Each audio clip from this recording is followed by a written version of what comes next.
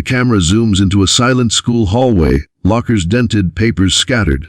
A trembling teacher leans against the wall, blood trickling from her lip. A tall student, eyes full of arrogance, walks away smirking. Mrs. Clara Jensen had been teaching chemistry for only 6 months at Lincoln High. To her students, she was just another quiet, middle-aged teacher who spoke softly and smiled too much.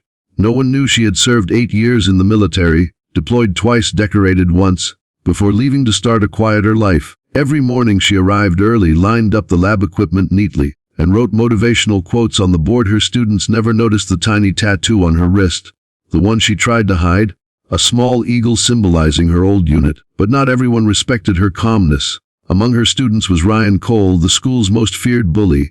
He was 17, tall and cruel. His father was a wealthy businessman who believed money could fix any problem, and Ryan had learned that arrogance early. Ryan's life was full of chaos. His parents barely spoke to each other, and anger became his only language. He picked on the weak, mocked the teachers, and ruled the classroom through fear. Mrs. Jensen had seen hundreds like him before. Young soldiers filled with rage, trying to prove something to the world. But she stayed patient, never raising her voice, even when he mocked her during lessons. One day, during a chemistry experiment, Ryan began his usual taunting. "Hey, Miss Jensen," he sneered, waving a test tube. "Maybe if you smiled less and taught better, we wouldn't fail." The class laughed. Clara looked at him calmly. "Ryan, please put the test tube down. It's hydro." Before she could finish, the tube slipped and shattered. Acid splashed near another student.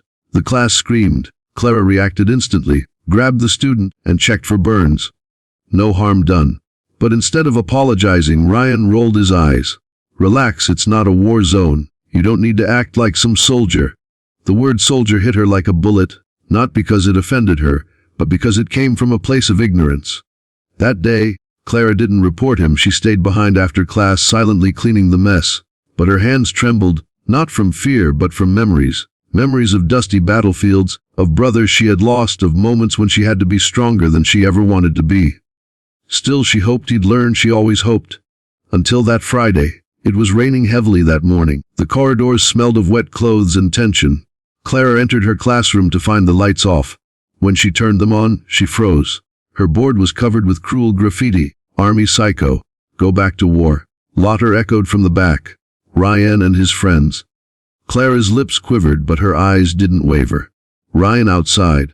Now, he stood up slowly, smirking. "Why, you gonna order me to drop and give you 20? The class laughed again. Clara walked closer, voice steady. "Nof. Apologize to your classmates. This ends today." Ryan's expression darkened. He hated being challenged. "Or what?" he hissed, stepping closer. "You'll call my dad? Go ahead. He pays your salary." Clara's patience broke. "No, Ryan. I won't call your father. I'll call the police if you keep this up." The word police sent him into a rage. He grabbed her collar and shoved her against the lab table. Test tubes fell, glass shattered. And then silence. Her eyes, calm yet fierce, met his. She didn't fight back immediately. She didn't scream. She just stared at him with the same eyes she once used to face enemies who held rifles at her chest. Ryan faltered for the first time. His grip loosened.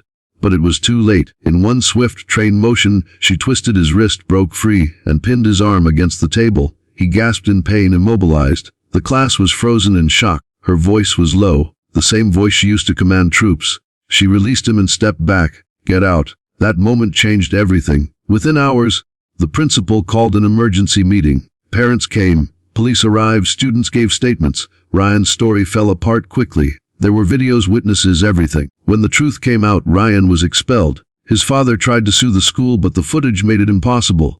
Instead, Ryan was sent to a rehabilitation program for aggressive youth supervised by veterans. Ironically, Clara volunteered there months later as a mentor. Ryan avoided her at first, but over time, he saw something in her he'd never seen before. Strength with compassion. The kind he had always needed but never found at home. She nodded. "It's not about sorry, Ryan. It's about becoming better than what hurt you." That day, for the first time in years, Ryan cried. Years later, Ryan became a counselor for troubled teens, teaching them the same lesson Mrs. Jensen had taught him, that real strength is in self-control, not violence. The camera fades on Mrs. Jensen, smiling quietly at the back of the room, proud, not of the punishment, but of the redemption.